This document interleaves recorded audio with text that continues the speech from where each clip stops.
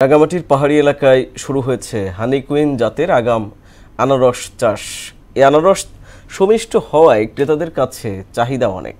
কৃষি বিভাগ বলছে আধুনিক পদ্ধতি ব্যবহারে মৌসুমের আগেই ফলন মিলছে, তবে কাঙ্ক্ষিত দাম নিয়ে মিশ্র প্রতিক্রিয়া চাষি ও ব্যবসায়ীদের। মহুয়া জান্নাত মনির প্রতিবেদন, জানাচ্ছেন শারমিন সরনা।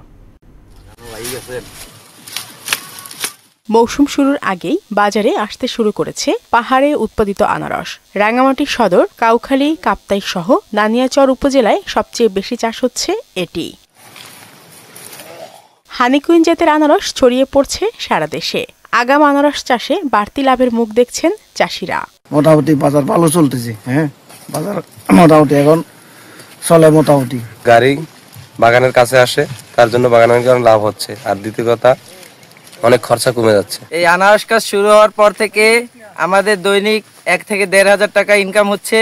এ ব্যাপারে কৃষকদের পরামর্শ সহ সব ধরনের সহযোগিতা করা হচ্ছে বলে জানিয়েছেন এই কৃষি কর্মকর্তা।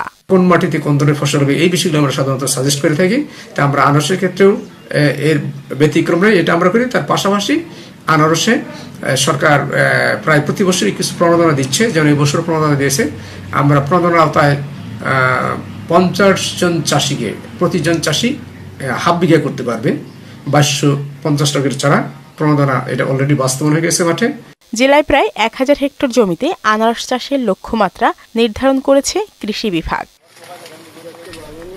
শারমিন সরনা, মোহনা সংবাদ।